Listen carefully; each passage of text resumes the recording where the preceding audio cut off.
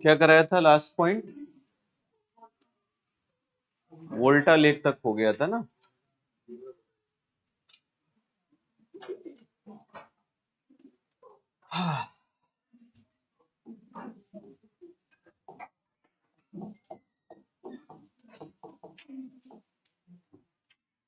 चलिए बात कर लेते हैं अब नाइल रिवर के बारे में, नील नदी के बारे में। तो देखो नाइल रिवर मिल गई एटलस में, ढूंढ लो, ईस्टर्न पार्ट में दिखाई देगी। विक्टोरिया लेक के नॉर्थ में देखिए, मिली? भाग गई तुम लोग नदी हैं? ये देखो, ये इथियोपियन हाईलैंड दिख रहा है, इसके थोड़ा पड़ोस में देखो, मिल गई। देखिए सबसे पहली चीज, इस रिवर की आप अगर लेंथ देखेंगे, लंबाई 6650 kilometre, 6650 kilometre, and that is why we say that it is the longest river of the world. Note करेंगे, longest river of the world, विश्व की सबसे लंबी नदी। ठीक है, longest river of the world. अब एक चीज जो मैंने आप लोगों को कल बताया था कि यहां पर 3 रिवर है।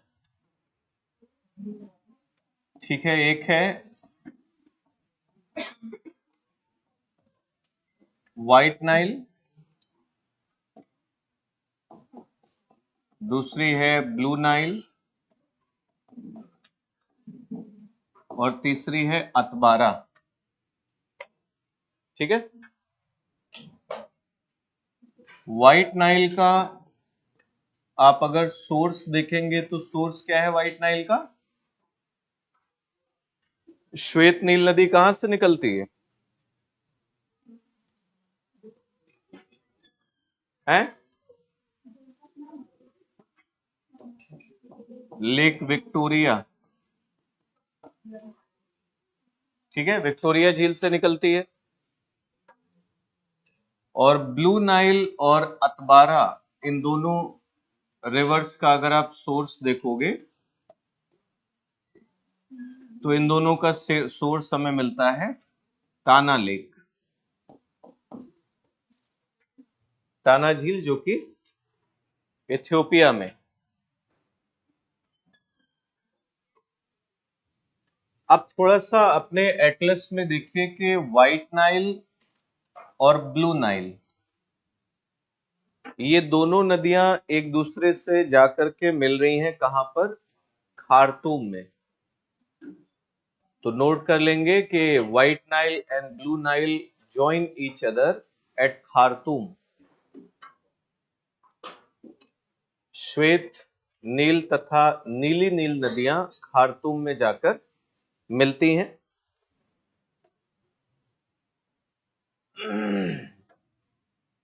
और अतबारा को अगर आप देखोगे तो अतबारा खार्तूम के डाउनस्ट्रीम ज्वाइन कर रही है। ठीक है, तो लिख लीजिए, Atbara river joins downstream of Khartoum. Atbara नदी खार्तूम से नीचे की ओर आकर मिलती है। ठीक है, अब नाइल रिवर को अगर आप ध्यान से देखोगे तो इन नदियों पर कुछ इंपॉर्टेंट डैम्स भी आपको देखने को मिलेंगे। जैसे व्हाइट नाइल रिवर पर आप देखिए, व्हाइट नाइल डैम है।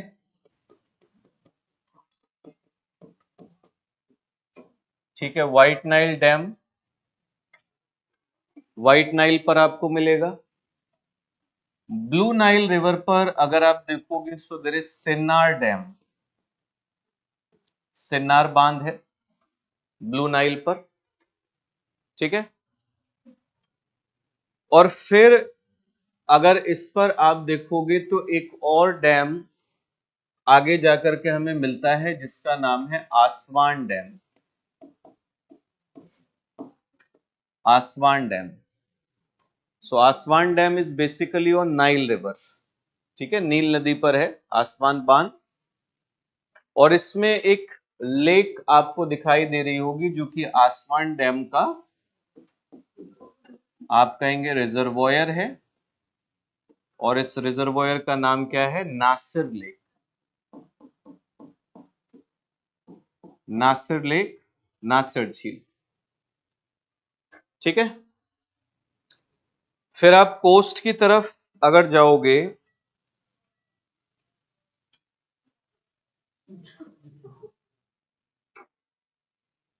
इतने फालतू गाने सुबह सुबह सुनते हो तुम हैं? फिर आप नाइल रिवर का देखेंगे डेल्टा।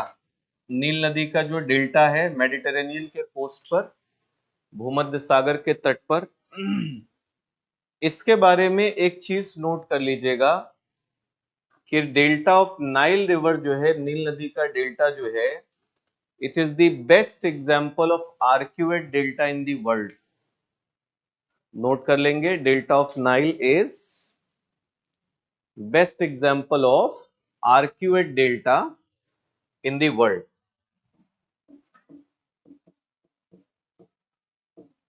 ठीक है, विश्व में चापाकार डेल्टा का सबसे अच्छा उदाहरण चापाकार डेल्टा। एंड व्हाट इज चापाकार डेल्टा?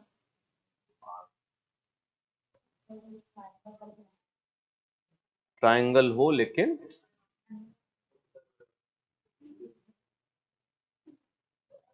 खोल के बताओ, खोल के।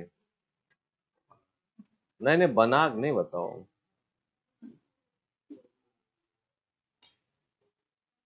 ये डेल्टा है।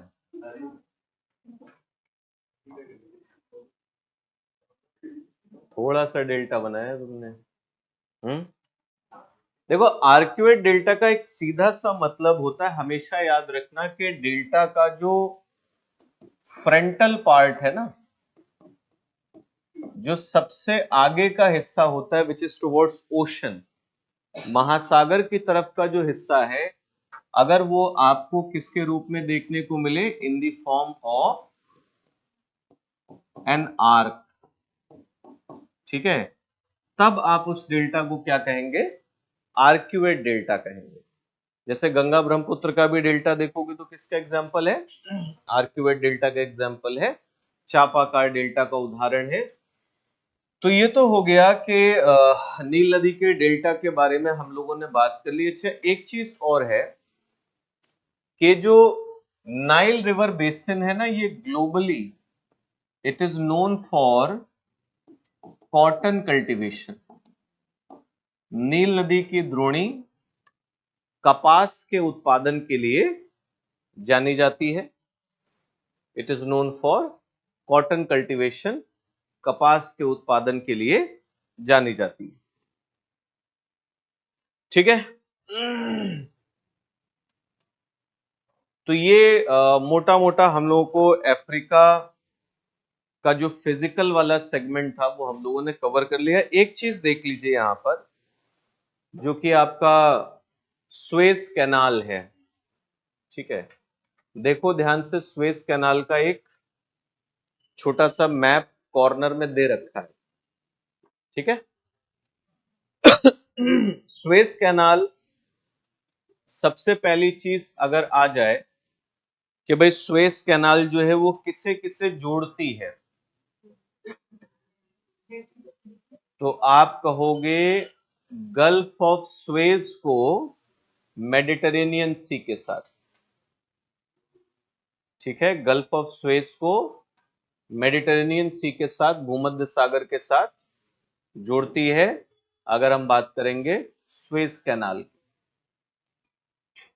जो शहर है इसके दोनों एंड्स पर, गल्फ ऑफ स्वेज के एंड पर आप देखोगे तो स्वेज लिखा हुआ है, और मेडिटेरेनियन की तरफ अगर आप जाएंगे तो पोर्ट सईद है।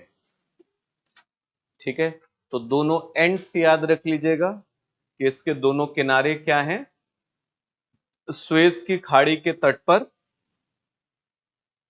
स्वेज आपको मिलेगा और भूमध्य सागर के तट पर आपको मिल जाएगा पोर्ट साइड। ठीक है, तो आप ये भी कह सकते हो कि इन दोनों शहरों को ये क्या करती है, जोड़ती है। एक और इंपॉर्टेंट चीज है कि ये जो आपकी स्वेज कैनाल है, इसमें आपको कुछ लेक्स देखने को मिल रही है। तो वो लेक्स देख लीजिए और नोट कर लीजिएगा उनका जो ऑर्डर है। सबसे पहले आप देखोगे लिटिल बिटर है, लिटिल बिटर लेक है। फिर उसके नॉर्थ में आप जाएंगे तो ग्रेट बिटर लेक है। उसके ऊपर आप देखोगे सो तिम्सा लेक, तिम्सा झील है। ठीक है, तो ये तीनों झीलें जो है वो याद रखेंगे, little bitter, great bitter and Timsah. ठीक है, ये तीनों की तीनों लेक्स जो हैं आपकी इंपॉर्टेंट लेक्स हैं। तो कुल मिलाकर के अफ्रीका का जो फिजिकल वाला सेक्शन था ये हम लोगों ने कंप्लीट कर लिया। अब चलते हैं और बात करेंगे अफ्रीका पॉलिटिकल पर। ठीक है, पॉलिटिकल में देखो, अफ्रीका को एरिया वाइज क्षेत्रफल के हिसाब से अगर देखा जाए तो दूसरा सबसे बड़ा कॉन्टिनेंट है। ठीक है, नोट कर लीजिए, second largest continent of the world, विश्व का दूसरा सबसे बड़ा महाद्वीप है। ठीक है, विश्व का दूसरा सबसे बड़ा महाद्वीप है। और इसमें अगर आप ध्यान से देखोगे तो ये इकलौता ऐसा कॉन्टिनेंट है जिससे होकर के ट्रॉपिक ऑफ कैंसर, इक्वेटर और ट्रॉपिक ऑफ कैप्रिकॉन तीनों लाइंस क्रॉस करती हैं। तो लिख लीजिए, only continent through which tropic of cancer, capricorn and equator are passing through. ठीक है, एकमात्र ऐसा महाद्वीप जहां से होकर कर्क रेखा, मकर रेखा तथा विषुवत रेखा गुजरती है। तो अब पहले तो ये देख लेते हैं कि भाई कर्क रेखा कहां कहां से होकर के गुजर रही है, किन किन कंट्रीज से।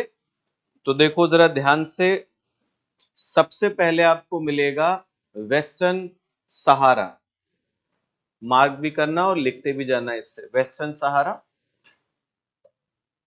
फिर आपका आ गया मॉरिटेनिया, मॉरिटेनिया, मॉरिटेनिया के बाद है माली, माली। फिर अल्जीरिया, अल्जीरिया,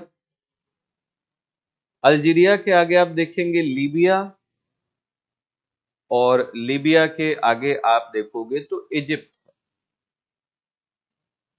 ठीक है, तो इसका मतलब कुल मिलाकर के 6 अफ्रीकन कंट्रीज हैं जिनसे होकर के ट्रॉपिक ऑफ कैंसर, कर्क रेखा जो है वो निकल रही है। विषुवत रेखा को देखिए, विषुवत रेखा किन किन कंट्रीज से होकर के निकलती है। तो सबसे पहला आप देखोगे Gabon, Gabon. Second one is Congo, Congo. तीसरा देश आप देखोगे so DRC, DRC which is also known as Zaire, Zaire है। जायरे से ईस्ट में आओगे so there is Uganda, Uganda. Then Kenya, ठीक है, युगांडा है, कीनिया है, और फिर सोमालिया। ठीक है, तो यहां पर भी हम देख रहे हैं कि देर आर 6 कंट्रीज, 6 देश हैं जिनसे होकर के इक्वेटर निकल रहा है, विषुवत रेखा निकल रही है। और लास्ट में देख लीजिए ट्रॉपिक ऑफ कैप्रिकॉन, मकर रेखा। तो मकर रेखा को आप देखोगे Namibia, Botswana, south Africa, south Africa and Mozambique. और मोजाम्बिक के अलावा एक और कंट्री आप देख रहे हो, मेडागास्कर। ठीक है, मेडागास्कर। तो यहां पर अगर हम देखेंगे, सो देयर आर 5 कंट्रीज, 5 देश हैं जिनसे होकर के ट्रॉपिक ऑफ कैप्रिकॉर्न क्रॉस कर रहा है। ठीक है बात।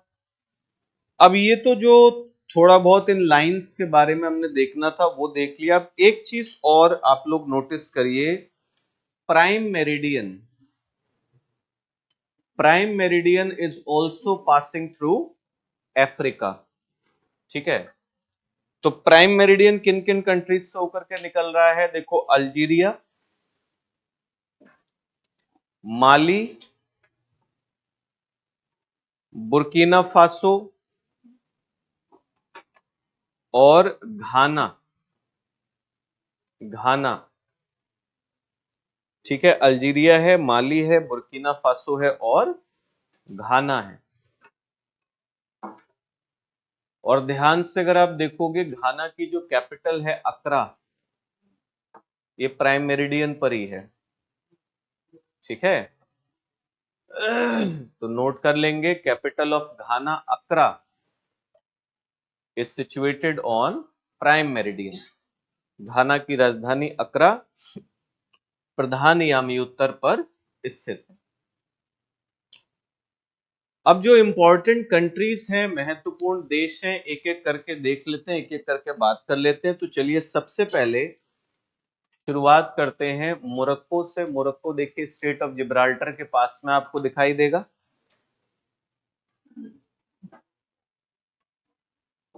मिल गया। अब मोरक्को में पहला तो देखो, कैपिटल ही देख लो, रबात है। रबात ग्लोबली फॉस्फेट और कोबाल्ट के प्रोडक्शन के लिए जाना जाता है। कैपिटल सिटी तो है ही है। रबात के बारे में क्या लिखेंगे? Known for production of phosphate and cobalt. Phosphate तथा कोबाल्ट के उत्पादन के लिए जाना जाता है। फिर वहीं पर रबात के पास में ही आप देखोगे कैसाब्लांका। कैसाब्लांका को मार्क कर लीजिएगा। कैसाब्लांका यहां का सबसे बड़ा शहर है, largest city of Morocco, and it is basically known for chemical industries. रसायन उद्योगों के लिए जाना जाता है। और फिर आपको वहीं पर मैराकेश देखने को मिलेगा। मैराकेश। मैराकेश के बारे में एक चीज याद रख लेंगे कि it is known as red city. ठीक है, इसे लाल शहर कहा जाता है। काहे लाल शहर?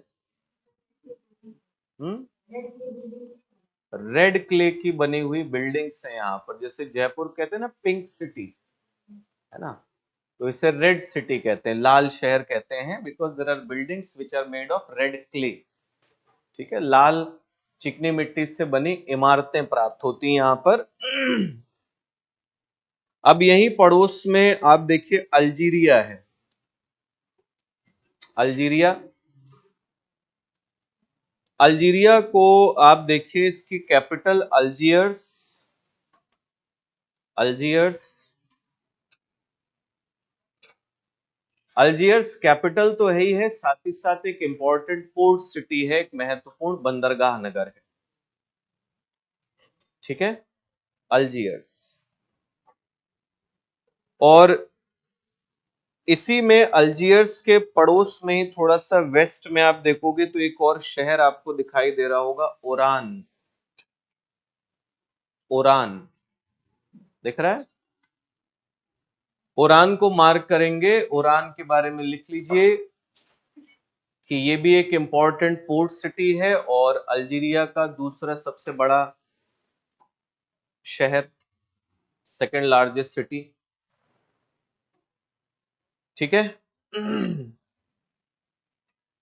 फिर यहीं पड़ोस में आपको ट्यूनीशिया दिखाई दे रहा है। अच्छा, एक चीज और मैं आप लोगों को बता दूं, आप लोगों ने अगर देखा होगा ना तो कुछ सवाल इस तरीके से भी बनते हैं कि जैसे अफ्रीका कॉन्टिनेंट से उठा के सवाल पूछेगा कि कौन कौन सी कंट्रीज मेडिटेरेनियन सी के साथ कोस्ट बनाती है। तो ये भी ध्यान रखना है थोड़ा सा कि हमने मोरक्को देखा, अल्जीरिया देखा, ट्यूनीशिया हम देख रहे हैं, ये सारी की सारी मेडिटेरेनियन सी के साथ कोस्ट बना रही हैं, तट रेखा बना रही हैं। अब ट्यूनीशिया में पहली चीज कैपिटल देख लेंगे इसकी, ट्यूनिस। सो ट्यूनिस कैपिटल भी है और पोर्ट सिटी भी है, बंदरगाह नगर भी है। और ट्यूनीशिया में एक और जगह मिलती है, एक और शहर मिलता है जिसका नाम है बिजेरते। बिजेरते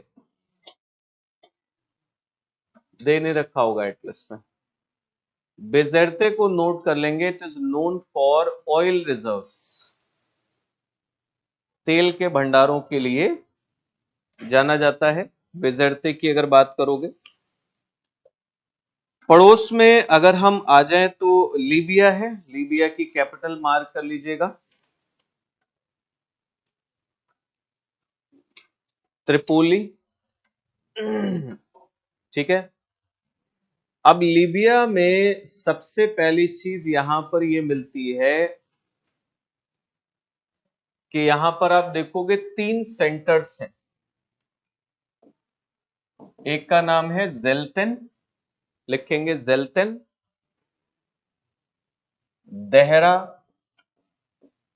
देहरा एंड दीदा। जेल्टन, देहरा और दीदा,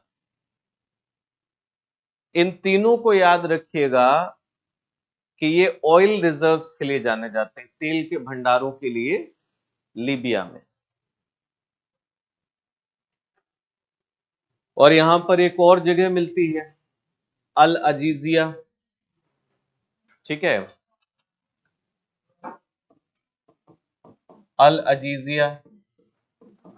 and Al Aziziya is famous for what?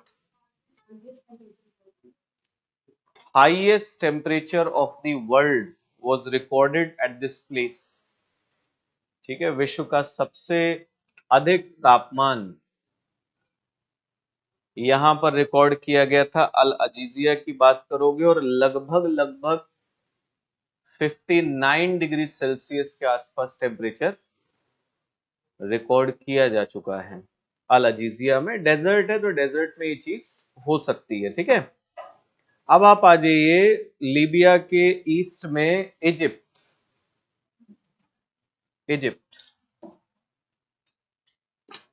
Egypt को देखोगे, मिस्र को देखोगे तो कैपिटल कायरो। ठीक है, कायरो।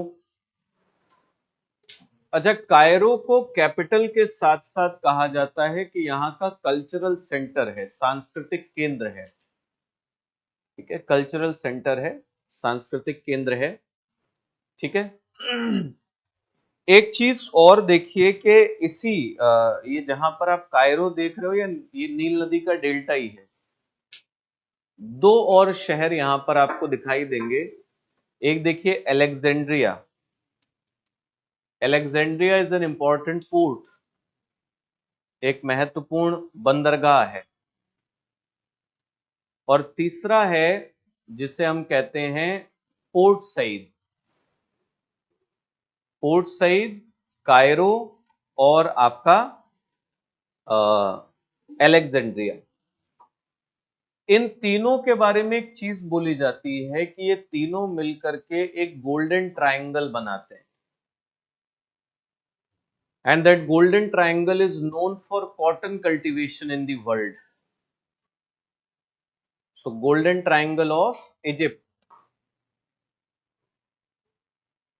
मिस्र का स्वर्णिम त्रिभुज अगर आप देखोगे तो 3 शहर मिलकर के बना रहे हैं, कायरो, अलेक्जेंड्रिया और पोर्ट सईद। और तीनों के तीनों ये जो त्रिभुज बनाते हैं किस लिए जाना जाता है? It is known for cotton cultivation, कपास के उत्पादन के लिए जाना जाता है। ठीक है, इजिप्ट के साउथ में, दक्षिण में अगर आप देखेंगे तो दक्षिण में आपको देखने को मिलेगा सूडान। सूडान सूडान की राजधानी आप देख लीजिए खार्तूम। खार्तूम, ठीक है। खार्तूम, जैसा कि मैंने आप लोगों को बताया था कि ब्लू नाइल और व्हाइट नाइल के कॉन्फ्लुएंस पर है, नीली नील और श्वेत नील के संगम स्थल पर है। एक चीज और आती है कि सूडान से अलग होकर के एक और देश बना, साउथ सूडान। ठीक है, तो साउथ सूडान को भी देख लीजिए, और साउथ सूडान की जो कैपिटल है जुबा, जुबा मार्क कर लेंगे। ठीक है, और क्या कारण रहे साउथ सूडान बनने के, काहे लिए बना था ये देश? हम्म,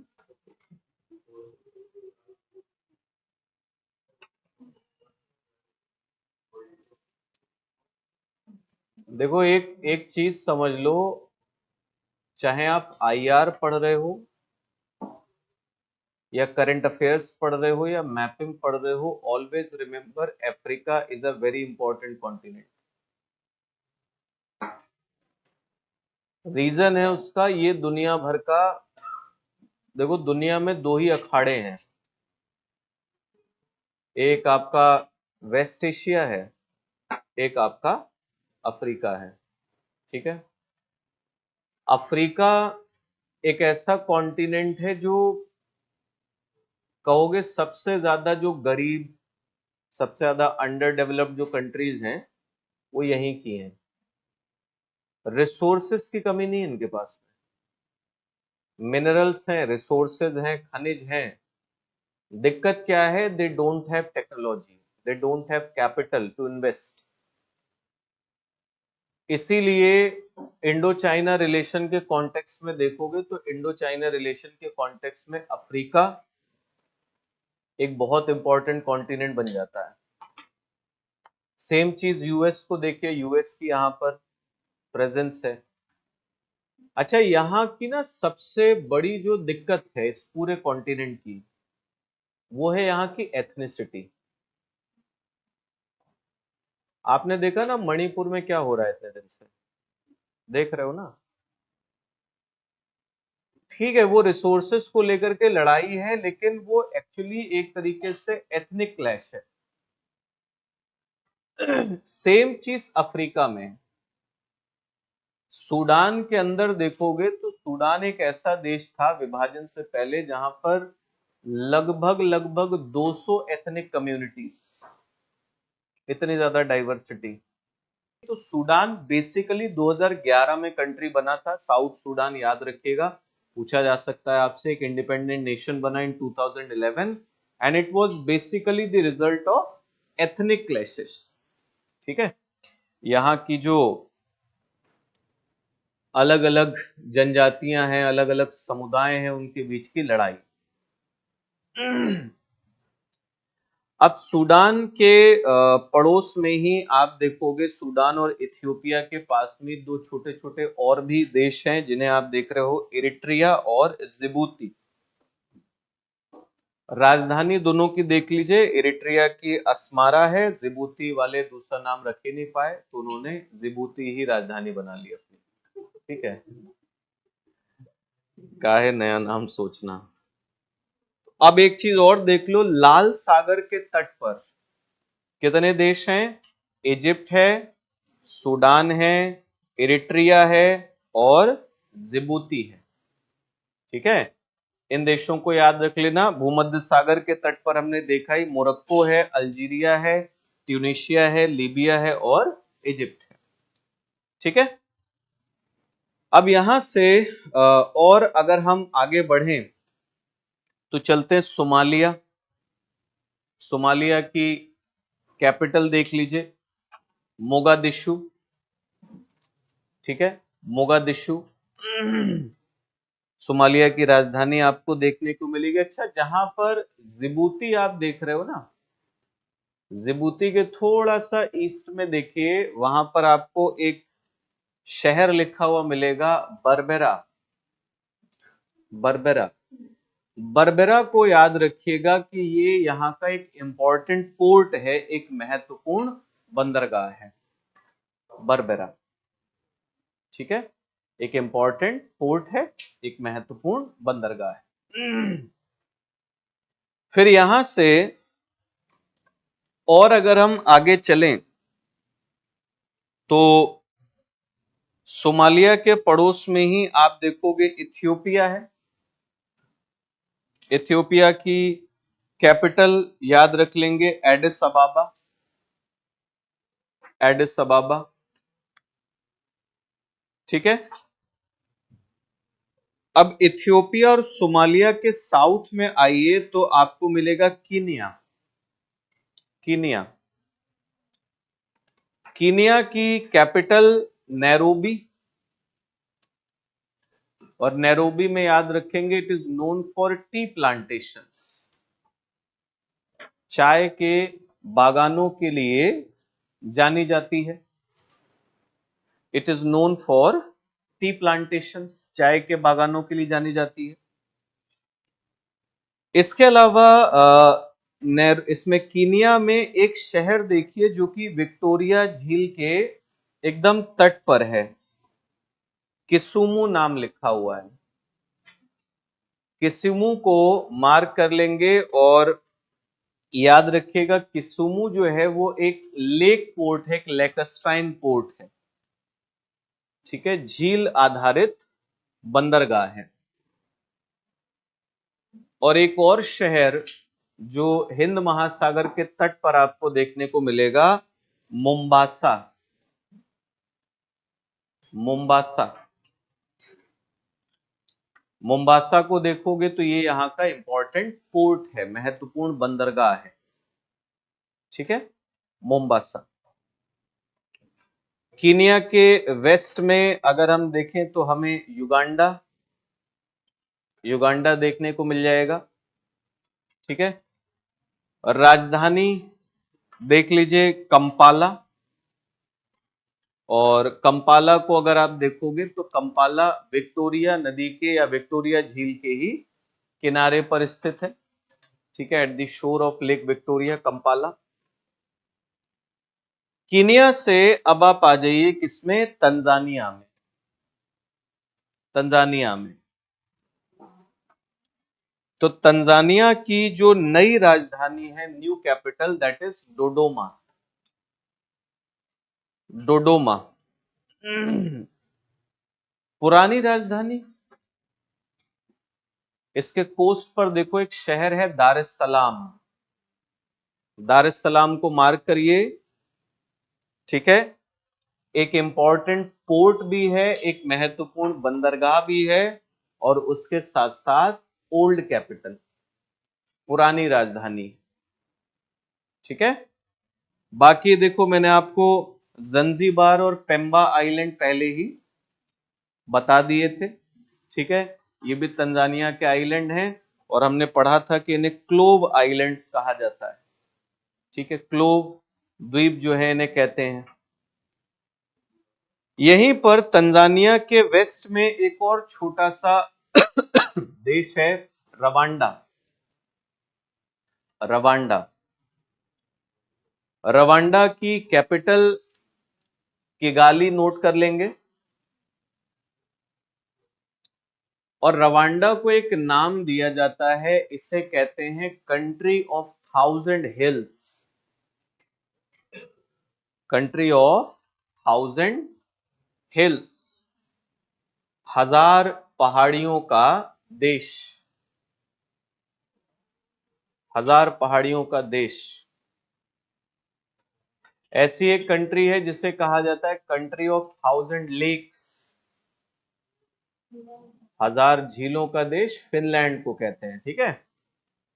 तो रवांडा को याद रख लेंगे। अब यहीं से रवांडा के पड़ोस में आप देखो DRC, democratic Republic of Congo. Democratic Republic of Congo में पहले आप देखिए उसकी कैपिटल है किंशासा। किंशासा, ठीक है। किंशासा के अलावा अगर हम देखें कि और हमें क्या इंपॉर्टेंट इसमें प्लेसेस देखने को मिलेंगे, तो मातादी पोर्ट मैंने आपको बताया ही था, ठीक है। एक बंदरगाह है मातादी, ठीक है।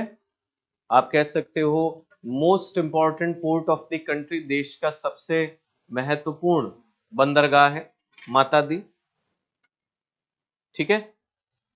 अच्छा, किंशासा के बारे में हमने पढ़ा था ना कि कॉन्गो रिवर पर है, कॉन्गो नदी पर है। मातादी को भी देखोगे तो कॉन्गो रिवर के माउथ पर है, कॉन्गो नदी के मुहाने पर है।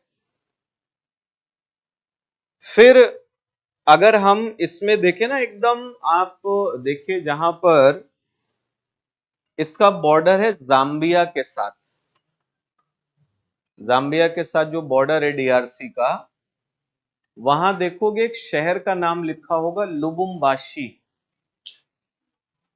लिखा है लुबुम्बाशी। लुबुम्बाशी को मार्क करके लिख लीजिए, known for huge reserves of copper,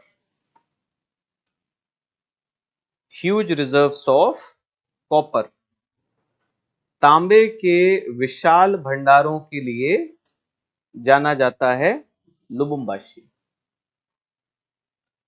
इसके अलावा आप देखोगे एक और प्लेस यहां पर हमें डीआरसी के अंदर मिलता है जिसका नाम है किलोमोटो,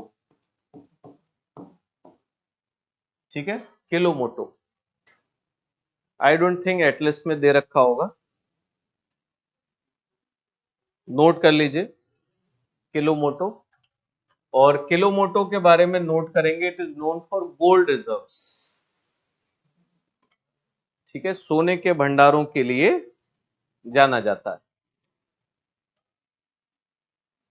ओके, अब यहां से अगर हम और आगे बढ़े और कंट्रीज की बात करें, तंजानिया वगैरह तक हमने देख लिया, तो डीआरसी के साउथ में आइए अंगोला। अंगोला, अंगोला में पहली चीज इसकी जो कैपिटल है लुआंडा, लुआंडा, और राजधानी भी है और बंदरगाह भी है, पोर्ट भी है। थोड़ा सा लुआंडा के साउथ में, दक्षिण में अगर आप आएंगे तो एक और शहर आपको मिलेगा बेंगुएला। बेंगुएला पोर्ट सिटी है, बंदरगाह नगर है, ये इसलिए बता दे रहा हूं क्योंकि बेंगुएला करंट है, बेंगुएला जलधारा। तो आपसे पूछ सकता है कि भाई बेंगुएला जो नाम का शहर है वो कहां पर है, तो याद रखेंगे अंगोला में है, एक पोर्ट सिटी है, एक बंदरगाह नगर है। इसी के पड़ोस में देख लीजिए जाम्बिया। जाम्बिया, जाम्बिया के बारे में कुछ बहुत ज्यादा इंपॉर्टेंट चीजें नहीं है, बस इसकी कैपिटल देख लीजिए लुसाका, लुसाका। और एक और चीज देखना, जो विक्टोरिया फॉल्स है, विक्टोरिया जलप्रपात, वहां पर आपको एक शहर देखने को मिलेगा लिविंगस्टन,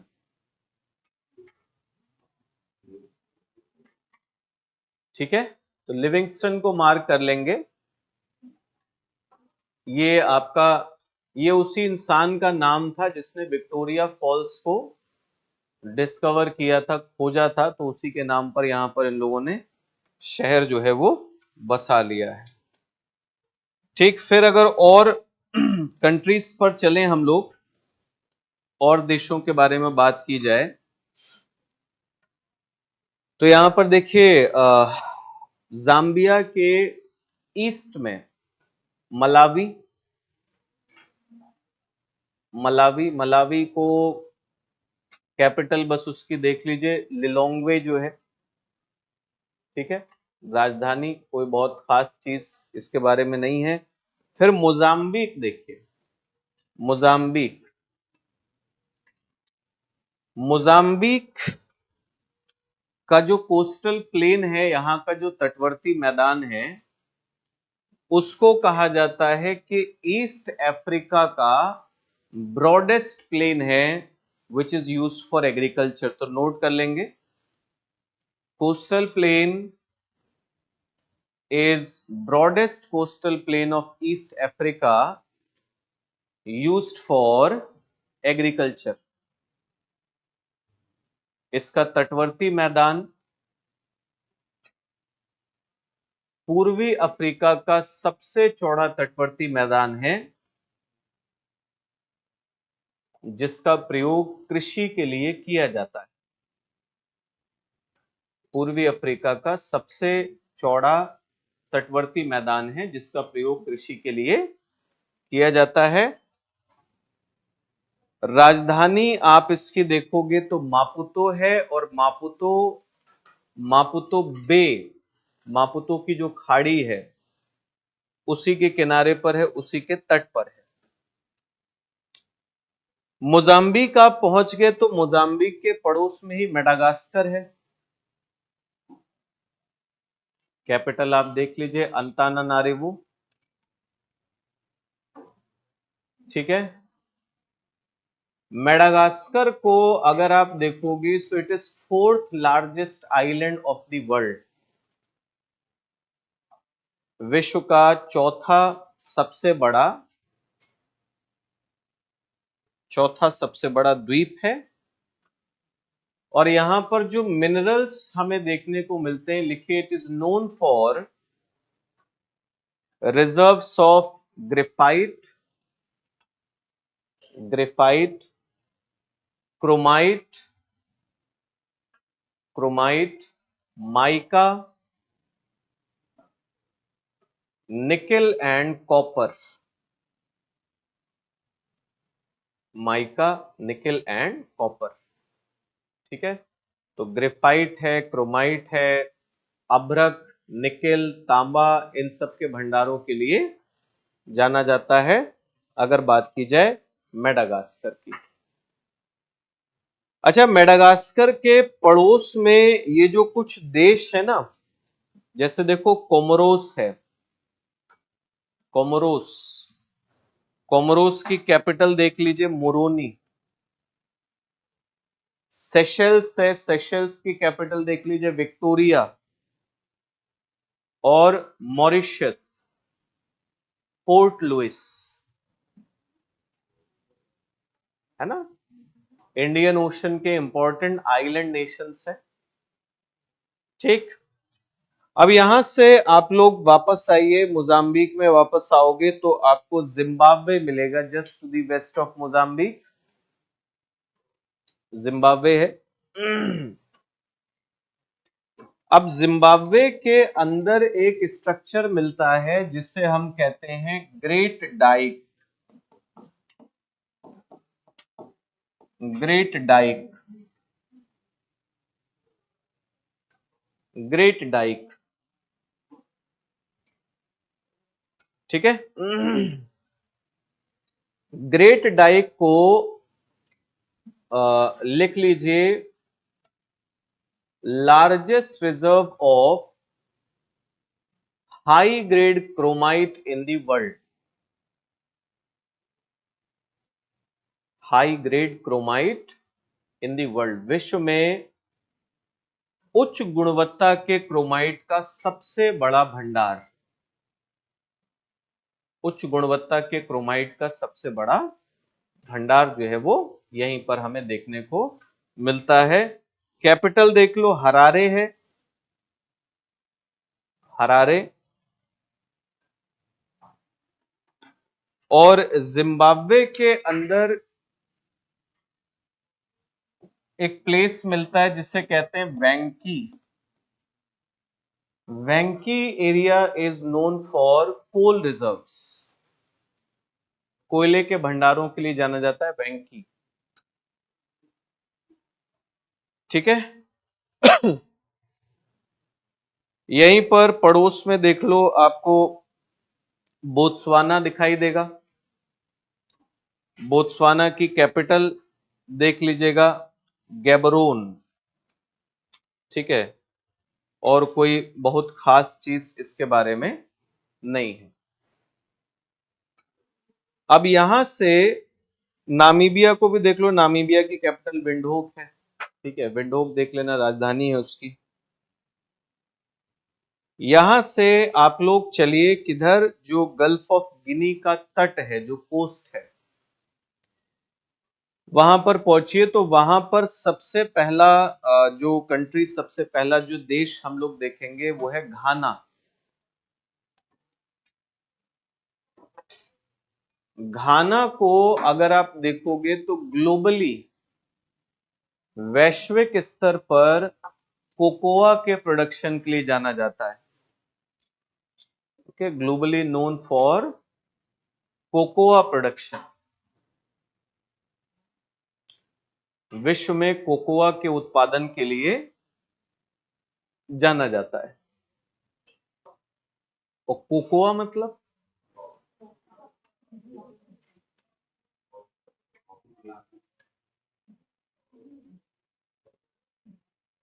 कोकोआ का उपयोग क्या है? चॉकलेट बनाते हैं, चॉकलेट केक।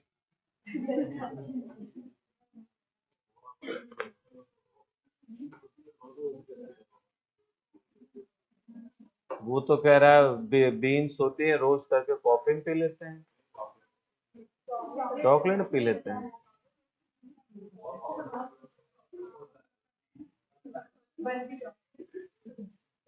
इधर वाले कह रहे हैं ना हम कॉफी पीते हैं ना हम चॉकलेट खाते हैं, हमें कोई मतलब नहीं इन सब चीजों से। कोकोआ चॉकलेट में यूज होता है, कॉफी और कोकोआ डिफरेंट है ना। कोकोआ को याद रखना, वो चॉकलेट इंडस्ट्री में बेसिकली यूज होता है, तो लार्जेस्ट प्रोड्यूसर में आता है ये। और यहां पर तीन शहर, एक तो देखो अक्रा जो इसकी कैपिटल है, ठीक है, अक्रा है। और अक्रा के नॉर्थ में थोड़ा सा देखोगे तो कुमासी है, कुमासी। ठीक है, और कुमासी के अलावा आप देखोगे एक आता है जिसे हम कहते हैं तैकोरादी। अक्रा, कुमासी और तैकोरादी, ये तीनों शहर मिल करके कोकोआ ट्रायंगल बनाते हैं, जो यहाँ का सबसे फेमस कोकोआ प्रोड्यूसिंग एरिया है। अक्रा, कुमासी एंड तैकोरादी कोकोआ ट्रायंगल बनाते हैं ये तीनों, अगर आप देखोगे। ठीक है, तो ये हो गया हमारा। अब अक्रा इसकी कैपिटल है, और मैंने आप लोगों को बताया था कि भाई अक्रा जो है वो प्राइम मेरिडियन पर सिचुएटेड है, प्रधान यामी उत्तर पर स्थित है। ठीक है, एक इंपॉर्टेंट पोर्ट भी है, एक महत्वपूर्ण बंदरगाह भी है अगर आप अक्रा की बात करोगे। और घाना को अगर देखा जाए, अपार्ट फ्रॉम कोकोआ, और किस चीज के लिए जाना जाता है? गोल्ड रिजर्व्स के लिए, सोने के भंडारों के लिए भी जाना जाता है। ठीक है,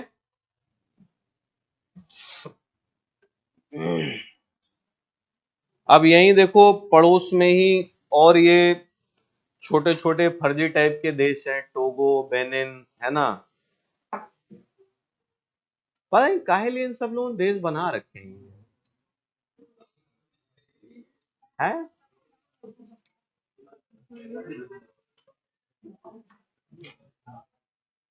बहुत भारी बात बोल दी इसने भाई। कह रही हर किसी का अपना वजूद होता है।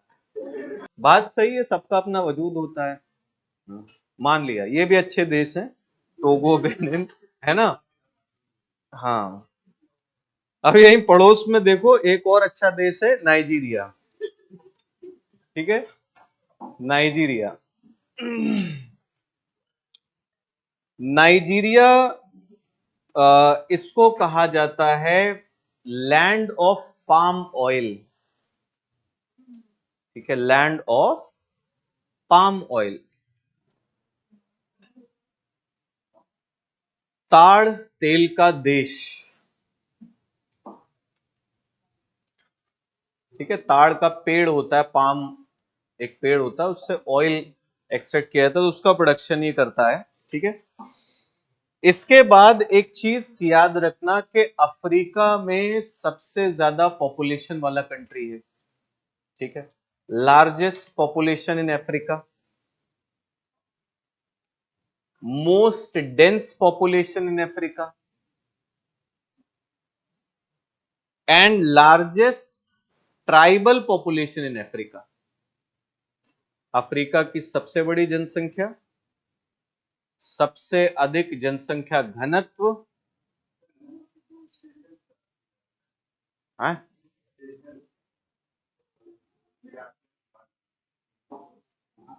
हम नहीं मानते उसको, ये लिखो।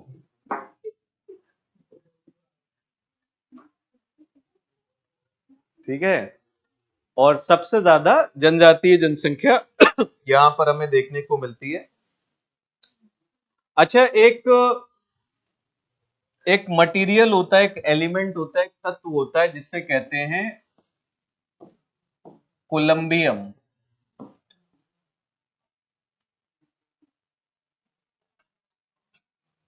नाम सुने हो? कोलंबियम। ठीक है, कोलंबियम इसका पुराना नाम था, अब इसे नायोबियम कहा जाता है। हाँ, मैं समझ रहा हूं, दोनों ही अक्षर भैंस से भी बड़े हैं आप लोगों के लिए। नायोबियम। ठीक है, इसको बेसिकली यूज किया जाता है स्टील की हार्डनेस बढ़ाने के लिए। ठीक है, लिख लीजिए, it is use to harden steel. Steel को, इस्पात को कठोर बनाने के लिए प्रयोग किया जाता है। ठीक है, और कोलंबियम या नायोमियम का सबसे बड़ा रिजर्व जो है वो नाइजीरिया के पास है। तो लिख सकते हो, Nigeria is having world's largest reserve. ठीक, इसके अलावा अगर आप नाइजीरिया को देखोगे तो नाइजीरिया की कैपिटल देख लीजिए, अबुजा। ठीक है, अबुजा इसकी राजधानी है। इसके तट पर अगर आप आओगे ना, तो एक शहर दिखाई देगा आपको, लागोस। लागोस, लागोस एक इंपॉर्टेंट पोर्ट है, एक महत्वपूर्ण बंदरगाह है। ठीक है, यहीं पर पड़ोस में देखोगे तो पोर्ट हरकोट है।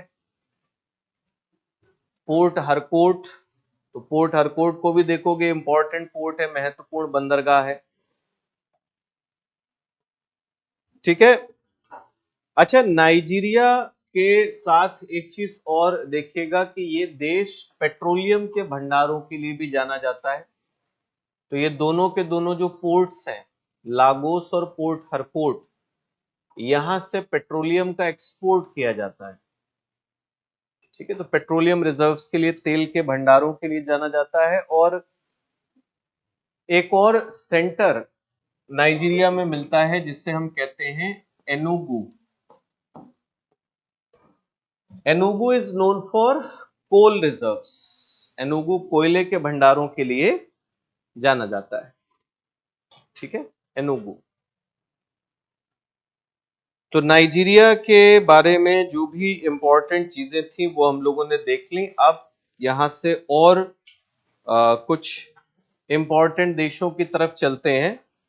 अब देखो, ये जितने भी ना इधर के देश हैं, ये आप देख रहे हो, नाइजर है, माली है, मॉरिटानिया, और इधर ये सब सेनेगल, गिनी बिसाऊ, बस इनके नाम देख लेना एक बार, कहां पर हैं, किस जगह पर हैं, इनके नाम याद रखिएगा। बाकी कुछ ऐसा है नहीं इन देशों में जो इनमें चल करके देखा जाए। ठीक, तो अब चल लेते हैं जो पूरे अफ्रीका महाद्वीप का सबसे ज्यादा डेवलप्ड कंट्री है, साउथ अफ्रीका। दक्षिण अफ्रीका की तरफ चले जाइए। तो दक्षिण अफ्रीका को आप अगर देखोगे तो लिखिए one of the largest producer,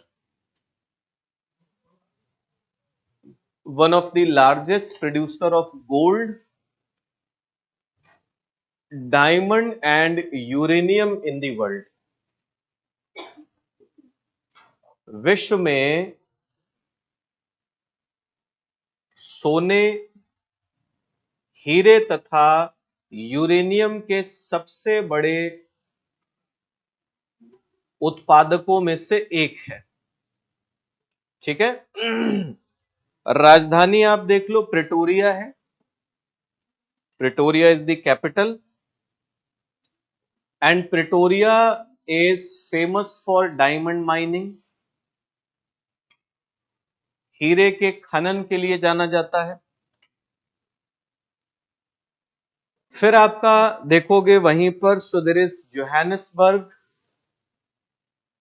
Johannesburg Johannesburg is famous for gold mining. Gold mining के लिए जाना जाता है। फिर जोहानिसबर्ग से और आप साउथ की तरफ देखोगे सुदेश किम्बरले। किम्बरले मैंने आपको कल भी बताया था कि Kimberley is known for diamond mines, हीरे की खदानों के लिए प्रसिद्ध है। ठीक है। फिर यहां से आप कोस्ट की तरफ आओगे तो आपको दिखेगा Cape Town. Cape Town, Cape Town की पहली बात, इसे लिखेंगे आप legislative capital of south Africa. Legislative capital, ठीक है, विधायक राजधानी है। इसके अलावा केप टाउन को आप लिख लीजिए an area of Mediterranean climate. भूमध्य सागरीय जलवायु का क्षेत्र है। भूमध्य सागरीय जलवायु का क्षेत्र है तो इसका मतलब है वाइन मेकिंग इंडस्ट्री यहां पर होगी। और अगर आप देखोगे तो एक चीज और यहां पर आ जाएगी, केप टाउन को कहा जाता है एक इंपॉर्टेंट पोर्ट ऑफ कॉल है। पोर्ट ऑफ कॉल, ये क्या होते हैं पोर्ट ऑफ कॉल? इसीलिए कहता हूं एनसीईआरटी पढ़ो। एनसीईआरटी में लिखा है ये है। पोर्ट ऑफ कॉल का सीधा सा मतलब होता है, एक तरीके से आप कहोगे हॉल्टिंग स्टेशंस होते हैं कि कोई जहाज जा रहा है, उसको मान लो कुछ रिपेयर वर्क कराना है, रिफ्यूलिंग करानी है, ठीक है, तो उन सब चीजों के लिए जिन बंदरगाहों का इस्तेमाल होता है उन्हें क्या कहते हैं? पोर्ट ऑफ कॉल कहा जाता है। ठीक है, तो ये पोर्ट ऑफ कॉल है केप टाउन को अगर आप देखोगे। यहीं पर पड़ोस में देखिए there is Port Elizabeth. Port Elizabeth, इसे भी याद रख लेंगे। पोर्ट एलिजाबेथ जो है ये भी एक इंपॉर्टेंट पोर्ट है, एक महत्वपूर्ण बंदरगाह है। यहीं पास में आपको डरबन, डरबन दिखाई देगा। ठीक है, डरबन को मार्क कर लीजिएगा। डरबन भी देखोगे ये भी एक महत्वपूर्ण बंदरगाह है। यहाँ का जितने भी ये कोस्टल सिटीज हैं ये सब पोर्ट सिटीज हैं। एक और लोकेशन हम लोगों ने कल पढ़ी थी, विट वाटर्स रैंड। विट वाटर्स रैंड, कौन सी नदी निकलती है वहां से? इधर देखो, इधर निकालो, कौन सी नदी निकालो वहां से?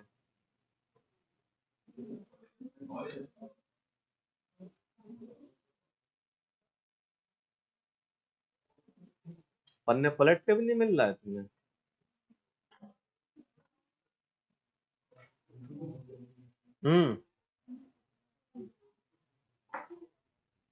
ऐसे नहीं पता रहा तो तुम्हारा ही वजूद खतरे में आ जाएगा।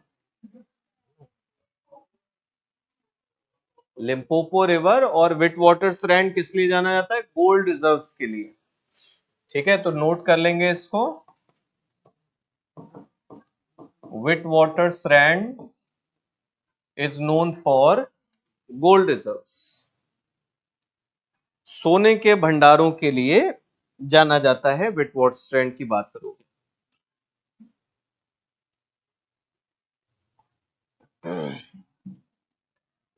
ठीक हो गई बात। तो यहां पर आकर के अफ्रीका में जो भी इंपॉर्टेंट चीजें थी वो हम लोगों ने देख ली, पढ़ ली, समझ ली। अच्छा, एक छोटी सी चीज और यहां पर देख लीजिए। अफ्रीका के अंदर एक पूरी तरीके से लैंडलॉक्ड कंट्री है लिसोथो। लिसोथो को आप देखिए, स्वाजीलैंड को आप देख लीजिए। स्वाजीलैंड देखोगे तो ये मोजाम्बिक और साउथ अफ्रीका के बीच में है। ठीक है, तो कुल मिलाकर के अफ्रीका पूरा हम लोगों ने घूम लिया। अब अफ्रीका कंप्लीट करने के बाद चलेंगे एशिया पर। तो चलिए एशिया में पहुंचिए, और एशिया में पहले, एशिया ना थोड़ा सा हमें एरिया वाइज थोड़ा पढ़ना पड़ेगा उसको, है ना, क्योंकि बहुत सारी चीजें हैं उसमें। तो पहले निकाल लीजिए साउथ ईस्ट एशिया।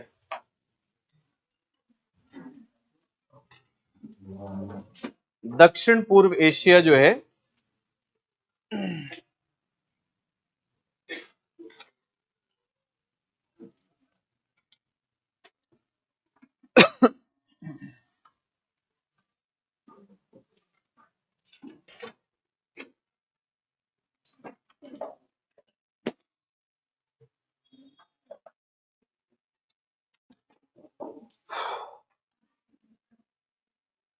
पहुंच गए?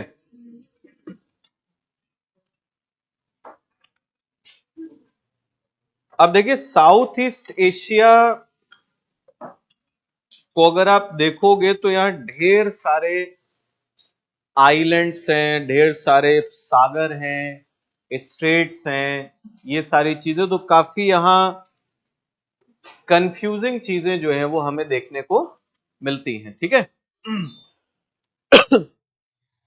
तो पहले एक काम करते हैं कि जितने भी आइलैंड्स वगैरह हैं, द्वीप, इनको देख लेते हैं। ठीक है, हेडिंग आप लोग साउथ ईस्ट एशिया बनाइएगा, दक्षिण पूर्व एशिया।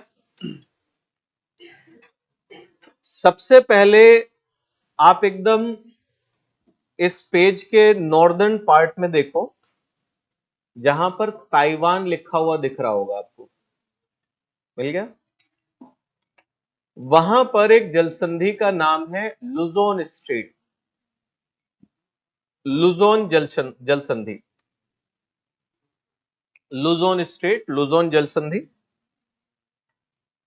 अब लुजोन स्टेट किसे किसे सेपरेट करती है? तो लिखिए it separates Taiwan and Luzon island of Philippines. Taiwan तथा फिलीपींस के लुजोन द्वीप को अलग करती है। ठीक है, और कनेक्ट किसे किसे कर रही है? तो आप देख रहे हो एक तरफ साउथ चाइना सी है।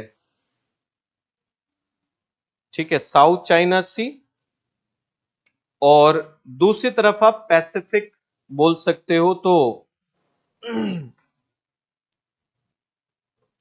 दक्षिणी चीन सागर तथा प्रशांत महासागर को जोड़ती है। ठीक है, अब फिलीपींस को अगर आप देखेंगे तो फिलीपींस में एक तो आपको लुजोन आइलैंड मिलेगा जो कि इंपॉर्टेंट है, महत्वपूर्ण है। दूसरा आइलैंड अगर आप साउथ की तरफ आओगे, दक्षिण की तरफ आओगे, तो आपको मिलेगा मिंडानाओ। मिंडानाओ आइलैंड, मिंडानाओ द्वीप, ठीक है। इन दोनों आइलैंड्स को याद रखिएगा, फिलीपींस के महत्वपूर्ण द्वीप हैं मिंडानाओ और लुजोन जो है। और लुजोन पर ही आप कैपिटल भी देख रहे हो, राजधानी नगर भी देख रहे हो, ठीक है। अब इसके वेस्ट में जो आप साउथ चाइना सी देख रहे हैं, दक्षिणी चीन सागर, तो दक्षिणी चीन सागर, पहली चीज तो आप देखिए कि भाई कौन कौन सी कंट्रीज हैं जो इस दक्षिणी चीन सागर को घेरे हुए हैं। अगर आप कंट्रीज की बात करोगे तो देखो, इसके वेस्ट में वियतनाम है, ईस्ट में अगर आप देखोगे तो फिलीपींस है, नॉर्थ में अगर आप देखेंगे तो नॉर्थ में आपका चाइना मिल जाएगा, ठीक। और साउथ चाइना सी जब हम पढ़ते हैं तो उसमें एक लाइन आती है, एक जिसे हम कहते हैं 9 डैश लाइन, सुना है 9 dash line? 9 dash line basically यहां पर ध्यान से देखो, साउथ चाइना सी के सदर्न पार्ट में आपको कुछ आइलैंड्स दिख रहे हैं, स्पार्टली आइलैंड्स, मार्क कर लेना, बहुत इंपॉर्टेंट है ये। और नॉर्थ की तरफ देखोगे पारासेल आइलैंड, पारासेल, ठीक है। चाइना का ये कहना है कि ये जितने भी द्वीप हैं, स्पार्टली और Paracel, they belong to China. और उन्होंने सिर्फ एक काम किया, उन्होंने एक नक्शा उठाया और उस पर एक लाइन खींच दी, उसी लाइन को कहते हैं 9 डैश लाइन। और उन्होंने कह दिया कि इस लाइन के अंदर अंदर का जितना भी एरिया है वो किसका है? चाइना का है, ठीक है। सो बेसिकली ये एक डिस्प्यूटेड टेरिटरी है, डिस्प्यूटेड एरिया है, अगर आप साउथ चाइना सी की बात करोगे। पॉइंट ये आता है, why China is focusing so much on South China Sea, दक्षिणी चीन सागर पर इतना ध्यान क्यों है आखिर इसका?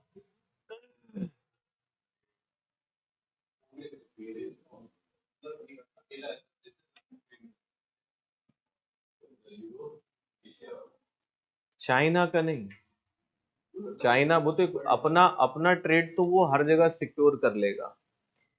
एक चीज होती है, कुछ एरियाज को जब हम ग्लोबल डिप्लोमेसी पढ़ते हैं ना, तो उसमें कुछ एरियाज को हम कहते हैं चोक पॉइंट्स हैं, चोक पॉइंट्स। चोक पॉइंट्स का मतलब क्या होता है कि जब चाहेंगे गला दबा देंगे, समझे? जैसे सुएज कैनाल चोक पॉइंट है कि नहीं है?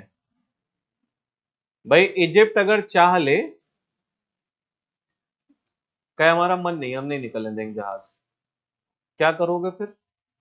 जाओ पूरे अफ्रीका का चक्कर लगा के घूमते हुए, और अफ्रीका का चक्कर लगा के घूमते हुए जाओगे, इसका मतलब है कि आपकी कॉस्ट बढ़ेगी और ट्रेड जो है आपके लिए प्रॉफिटेबल नहीं रहेगा। सेम चीज जरा ध्यान से देखिए, सुमात्रा आइलैंड दिख रहा है आपको, इंडोनेशिया का। सुमात्रा और मलेशिया के बीच में है मलक्का स्ट्रेट। अभी सिर्फ देखो, अभी बताऊंगा उसके बारे में सारी चीजें। देख रही है मलक्का स्ट्रेट? बेसिकली ध्यान से सुनना, जब भी किसी जहाज को इंडियन ओशन से पैसिफिक में जाना होता है, और देखो पैसिफिक जाने का मतलब क्या है कि पूरा ईस्ट एशिया का ट्रेड, पूरा ईस्ट एशिया का ट्रेड अगर मान लो भारत को कोई चीज जापान भेजनी हो या जापान से कोई चीज भारत मंगवानी हो, या आप बात करो जो साउथ कोरिया है, ठीक है, इन सब के साथ अगर हमें ट्रेड करना हो तो रास्ता क्या है? रास्ता यही है, आपके जहाज मलक्का स्ट्रेट से होते हुए कहां पहुंचेंगे? साउथ चाइना सी, और साउथ चाइना सी से लुजोन स्ट्रेट होते हुए आगे निकल जाएंगे। तो अगर किसी देश ने साउथ चाइना सी को कंट्रोल कर लिया तो वो वर्ल्ड ट्रेड को जब चाहे तब इन्फ्लुएंस कर सकता है, प्रभावित कर सकता है। और चाइना का सिर्फ यही एक मकसद है कि साउथ चाइना सी हमारे कंट्रोल में आ गया तो हम यहां के ट्रेड को क्या करेंगे। और एक देखो बड़ी सिंपल सी चीज है भाई, कोई सड़कें बनाता है, जैसे आप देखते हो ना टोल टैक्स, टोल टैक्स इसलिए जस्टिफाइड है क्योंकि भाई सड़क बनाएगी, उसको मेंटेन किया जाता है। सोचो ओशंस में ऐसा है कोई टोल लगा के बैठ जाए, कर सकते हैं ना लोग? पॉसिबल है। एक बात बताओ, अगर इस पूरे इलाके में चाइना क्या कर रहा है, स्पार्टली और पारासेल आइलैंड्स पर अपनी मिलिट्री प्रेजेंस बना रहा है, इसका मतलब समझ रहे हो आप? इसका मतलब यह है कि अगर वो कुछ साल के बाद यहां से गुजरने वाले जहाजों से कहेगा ना कि इतनी फीस है निकलने की, पैसा दीजिए, और तुमने कह दिया हम नहीं देंगे, तो उसके सारे एयरक्राफ्ट्स वगैरह वहीं पर हैं, 2-3 मिसाइल तुम्हारे मारेगा, हाँ, और तुम महासागर की गहराइयां नापोगे जाकर के। समझ आ रही है बात?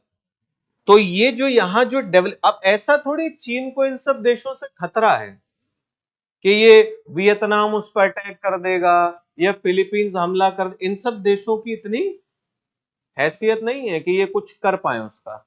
वो सिर्फ इस पूरे एरिया को क्या करना चाहता है? कंट्रोल।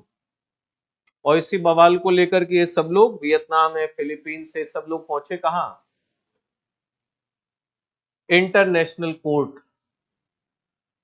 यूएन वालों ने भी एक अपना कोड बना रखा है ना, जिसमें सजा देते हैं लेकिन मानता कोई नहीं उनकी सजा, है ना? हाँ, बुला के सजा दे देते हैं, बोले हमने इनको मौत की सजा दे दी, वही मौत की सजा वाला चांटा मार निकल जा रहा है उनको, समझे? तो वहां से एक वर्डिक्ट आई थी कि इस तरीके से आप कोई लाइन ड्रॉ कर दो और कहो ये हमारा महासागर है, ऐसा कुछ नहीं। उन्होंने कहा ये सबका है, तो चाइना ने सीधे सीधे कह दिया कि भाई ये है कौन, हम इन्हें नहीं मानते। ठीक है, क्योंकि अगर सिर्फ नाम होने से कोई सागर किसी का हो जाता है तो पूरा हिंद महासागर हमारा फिर, है ना? पूरा इंडियन ओशन इंडिया का हुआ, जगह जगह गडकरी साहब से बोला जाए टोल लगवाओ वहां पर भी, है ना? हाँ, जम के टोल वसूलो। ठीक है, तो ये साउथ चाइना सी की जो प्रॉब्लम है इसको अच्छे से पढ़ लेना। ज्योग्राफिकली मैंने आपको दिखा दिया कहां पर है, स्पार्टली पारासेल आइलैंड आपने देख लिया जहां पर वो मिलिट्री डेवलपमेंट अपना कर रहा है। ठीक है, अब यहीं पर देखिए साउथ चाइना सी के अंदर ही आपको एक वाटर बॉडी दिख रही होगी, गल्फ ऑफ टोंकिंग। गल्फ ऑफ टोंकिंग, टोंकिंग की खाड़ी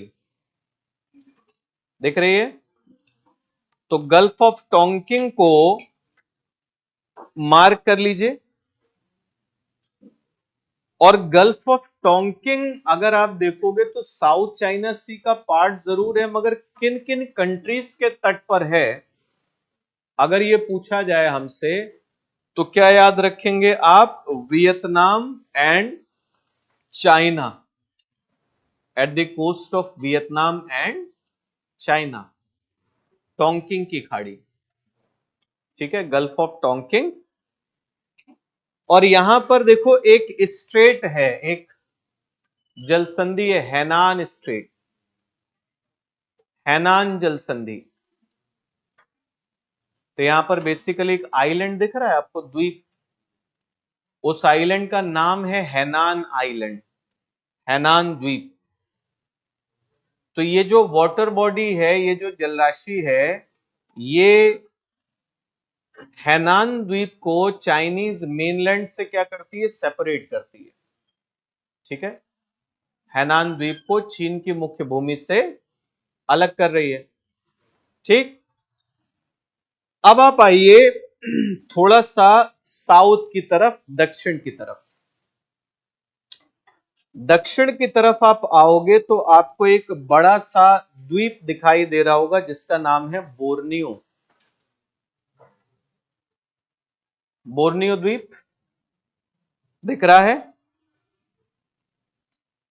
बोर्नियो आइलैंड के बारे में पहली चीज आप ये याद रखेंगे that this island is divided into 3 countries. 3 देशों में बटा हुआ है ये। ठीक है, बोर्नियो आइलैंड की अगर आप बात करोगे तो 3 देशों में बटा हुआ है। कौन कौन सा? सबसे पहले देखो, साउथ की तरफ देखोगे लिखा है कालीमंतन। कालीमंतन लिखा है तो लिख लो Kalimantan area belongs to Indonesia. Kalimantan क्षेत्र जो है वो इंडोनेशिया का है। इसके अलावा नॉर्थ में देखिए सारावाक और साबाह, 2 क्षेत्र आपको दिखाई दे रहे होंगे, सारावाक और साबाह दिख रहा है। सारावाक और साबाह जो है ये दोनों के दोनों किसके हैं? मलेशिया के। लिख लो Sarawak and Sabah regions belong to Malaysia. और फिर एक और देश आपको वहीं पर दिखाई देगा, ब्रुनेई। ब्रुनेई दिख रहा है? ब्रुनेई। ब्रुनेई को अगर आप देखेंगे ना तो ये एक्चुअली अभी भी यहां राजा वाला सिस्टम चल रहा है। सल्तनत है ये अभी भी एक। ठीक है, पूरा पेट्रोल ऑयल बेस्ड इंडस्ट्री है।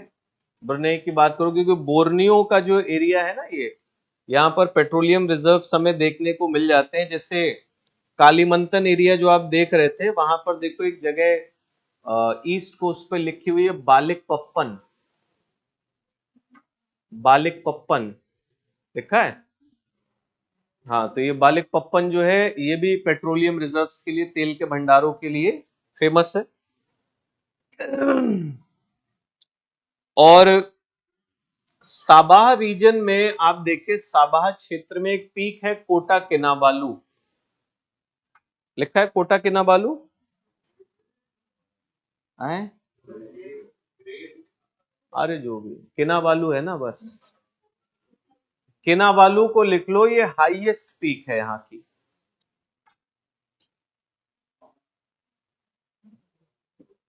ठीक है, सबसे ऊंची चोटी है अगर पूरे बोर्नियो आइलैंड को देखा जाए। अब बोर्नियो आइलैंड के जस्ट ईस्ट में आप देखोगे सो देयर इज मकस्सर स्ट्रेट। मकस्सर जलसंधि है। और मकस्सर जलसंधि को अगर आप देखोगे तो 2 आइलैंड्स को एक दूसरे से सेपरेट कर रही है, Borneo and Sulawesi. Sulawesi island भी इंडोनेशिया का ही है। तो लिख लो separates Borneo from Sulawesi. Borneo तथा सुलावेसी द्वीपों को अलग करती है। And as you can see, it is ensuring connectivity between Java Sea and Celebes Sea. जावा सागर तथा सेलेबीस सागर को जोड़ती है। ठीक है, फिर थोड़ा सा ईस्ट की तरफ, सुलावेसी के ईस्ट की तरफ देखोगे तो आपको मलक्का सी दिखाई देगा। मलक्का सी है, सेरम सी है, और बंडा सी, ठीक है, बंडा सी। और यहीं पर सेरम सी के ईस्ट में देखिए इरियन जाया, इरियन जाया, इरियन जाया भी इंडोनेशिया के ही अंदर आता है, ठीक है। ये आपका जिस जिस आइलैंड पर आप लोग देख रहे हो, this is New Guinea island. और आपको अगर याद हो, पापुआ न्यू गिनी बताया था आप लोगों को, तो पापुआ न्यू गिनी किसका पार्ट है? वो एक अलग कंट्री है। और पापुआ न्यू गिनी किस में आता है आपका? माइक्रो में, मेलानेशिया में, या पॉलिनेशिया में? हाँ,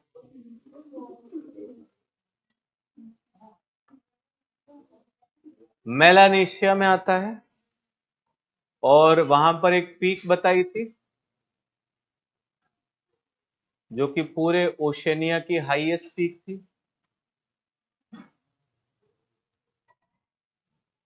डब्ल्यू से नाम था, लास्ट में एम आता था, माउंट विलहेल्म, ठीक है। चलो अच्छा, तो ये सब आपने देख लिया यहां पर जो सेरम सी और ये सारी चीजें हैं। अब वापस आइए कहां पर? बोर्नियो आइलैंड पर, बोर्नियो द्वीप पर। बोर्नियो से दक्षिण की तरफ आप अगर देखोगे, साउथ की तरफ, जावा सी दिख रहा है, मार्क कर ही लिया होगा आप लोगों ने।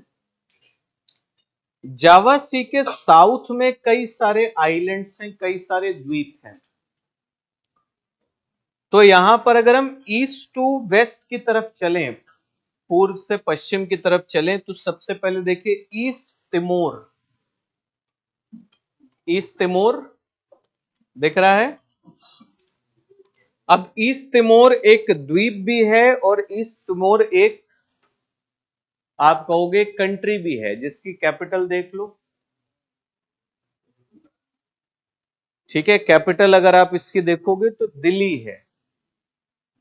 अच्छा, इस आइलैंड का भी कुछ हिस्सा इंडोनेशिया के अंदर आता है, पूरे के पूरे आइलैंड पर ये कंट्री नहीं है। फिर यहां से वेस्ट की तरफ देखोगे तो फ्लोर्स आइलैंड दिखाई देगा, फ्लोर्स आइलैंड। और फ्लोर्स आइलैंड को देखिए, उसके नॉर्थ में फ्लोर्स सी है और साउथ में सावू सी,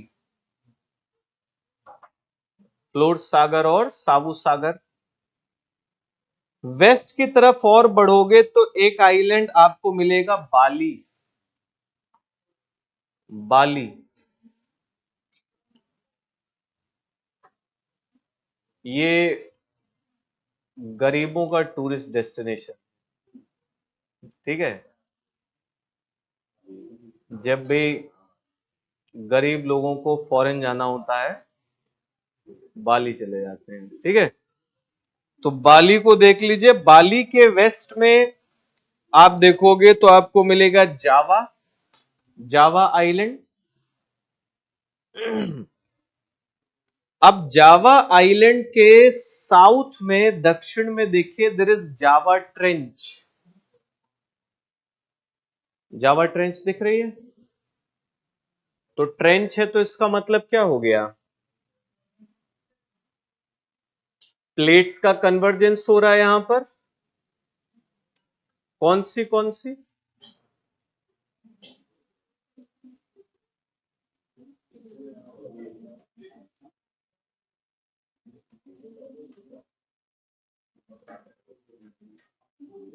वैसे तुम्हें कल परसों बातें नहीं याद रहती, तो एक दो महीने पहले की तो खैर, इंडोनेशियन प्लेट।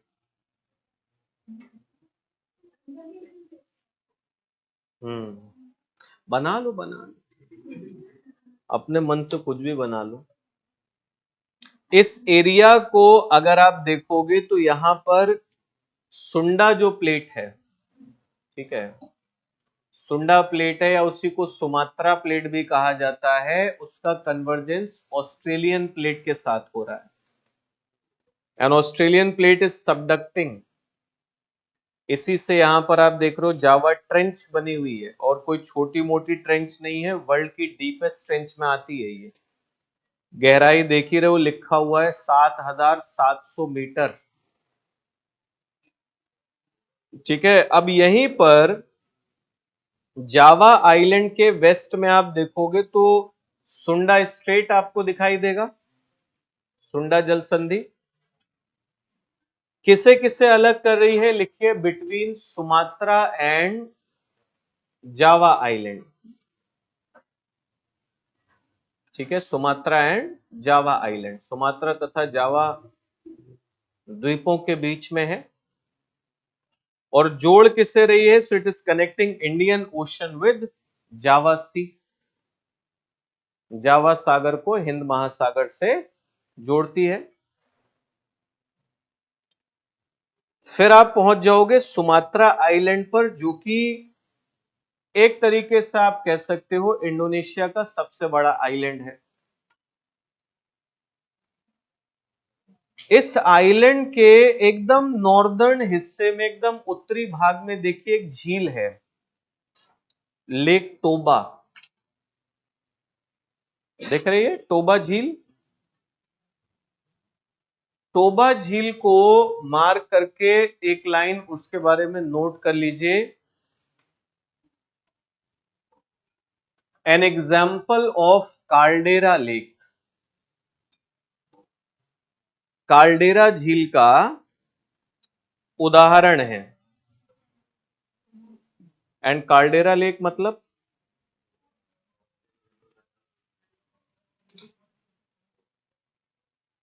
वॉल्केनो जब एक्सटिंक्ट हो जाता है तो उसका जो क्रेटर बनता है उसमें पानी भरने से कार्डेरा लेक बन जाती है।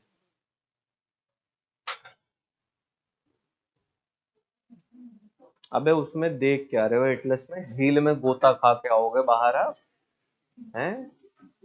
इतना ध्यान से दोनों देखे पड़ते, हमें तो ज्वालामुखी नहीं दिख रहा है यहाँ पर, है ना।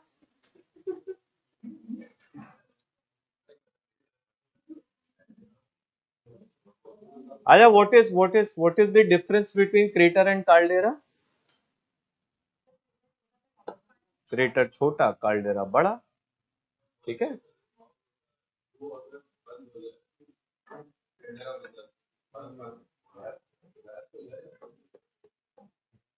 बात तो एक ही है, मुंह टूट जाए या बंद हो जाए। अगर मुंह टूट ही जाएगा, बंद तो अपने आप हो ही जाएगा ना। बताओ बताओ, आगे बताओ। पहली बात तो ये दोनों उत्तर देंगे तो आपस में समझ लेते हैं एक दूसरे का, है ना। सिंपल है, देखो एक एक आप अगर एक सिंपल तरीके से डिफाइन करना चाहें तो आप ऐसे कह सकते हो कि collapsed crater is known as caldera. ठीक है, क्योंकि जब क्रेटर कोलैप्स होता है तो उसका साइज बड़ा हो जाता है, और जब साइज बड़ा होगा तभी इसे हम क्या कहेंगे, कार्डेरा कहेंगे। तो लेक टोबा को याद रखिएगा कि ग्लोबली वॉल्केनिक कार्डेरा का एग्जाम्पल है, क्योंकि क्रेटर कार्डेरा और तरीकों से भी बनते हैं। और क्या तरीका होता है?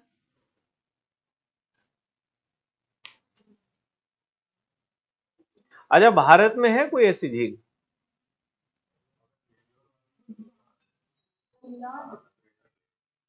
तो वही कह रहा हूं, क्रेटर और कार्डेरा लेक्स का फॉर्मेशन मेटियोरिटिक इंपैक्ट से भी होता है ना। जैसे लोनार लेक है, लोनार झील को हम क्या कहते हैं, क्रेटर लेक है। तो क्रेटर झील मतलब वो कोई वॉल्केनिक इरप्शन से थोड़ी बनी है, वो मीटियोर के इंपैक्ट से बनी है। और ऐसे स्ट्रक्चर्स को क्या नाम दिया जाता है, स्यूडो वॉल्केनिक स्ट्रक्चर्स। ठीक है, छद्म ज्वालामुखी संरचनाएं होती हैं। चलो अच्छा, तो आपने सुमात्रा आइलैंड देख लिया। अब यहीं पर देखिए स्टेट ऑफ मलक्का, मलक्का जलसंधि है, तो मलक्का जलसंधि को मार्क करिए। किसे किसे अलग कर रही है, तो लिखो separates Malaysia from Sumatra. Malaysia तथा सुमात्रा को अलग करती है। और जोड़ किसे रही है, तो आप कह सकते हो it connects Indian Ocean, okay, to South China Sea, Hind महासागर को दक्षिणी चीन सागर से जोड़ती है। ठीक है। अब आपको यहीं पर दिखाई दे रहा है सिंगापुर। सिंगापुर एक ऐसा देश जो कि आइलैंड पर बसा हुआ है, एक द्वीप है, उसी द्वीप पर बसा हुआ देश है। एक वाटर बॉडी है जो सिंगापुर को मलेशिया से अलग करती है, उसे कहते हैं जोहोर स्ट्रेट, जोहोर जलसंधि। तो लिख लीजिए यहीं पर, Johor strait separates Singapore from Malaysia. Johor जलसंधि सिंगापुर को मलेशिया से अलग करती है। ठीक है, सिंगापुर को मलेशिया से अलग करती है जोहोर स्ट्रेट। और सिंगापुर को भी अगर आप देखोगे तो इसे भी हम क्या कहते हैं, पोर्ट ऑफ कॉल ही है, ये भी है ना, सिंगापुर भी पोर्ट ऑफ कॉल ही है। ठीक है। अब यहां से आप नॉर्थ की तरफ जाइए, उत्तर की तरफ अगर आप जाओगे तो वहां पर आपको गल्फ ऑफ थाईलैंड दिखाई दे जाएगी। ठीक है, गल्फ ऑफ थाईलैंड, उसको आप मार्क कर लेंगे। ठीक है। फिर इसके अलावा अब थोड़ा सा देखो, आपके एक पेज पीछे जाओगे ना, तो म्यांमार का एक मैप दे रखा होगा। म्यांमार के मैप पर पहुंच जाइए।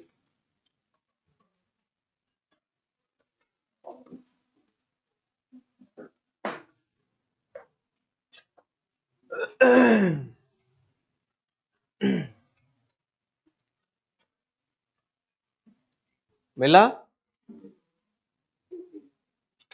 तो सबसे पहली चीज, अगर वाटर बॉडीज की ही बात करोगे तो वाटर बॉडीज में आप देखिए गल्फ ऑफ मार्तबान, गल्फ ऑफ मार्तबान देख रहे हो। गल्फ ऑफ मार्तबान आपका यहीं पर देखोगे तो म्यांमार के कोस्ट पर ही आपको देखने को मिल जाएगा। ठीक है।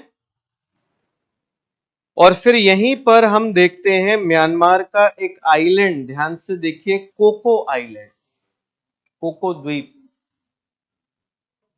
और इसी के साउथ में हमें क्या मिलता है, कोको चैनल। ठीक है। तो देखो, ये जितनी भी हमारी वाटर बॉडीज थी या आइलैंड्स थे, ये सारे हम लोगों ने देख लिए, इनके बारे में बात कर ली। ठीक है। अब अंदर की जो कंट्रीज हैं, जितनी भी साउथ ईस्ट एशिया की कंट्रीज हैं, उनके बारे में हम लोग नेक्स्ट क्लास में बात करेंगे, अगली क्लास में।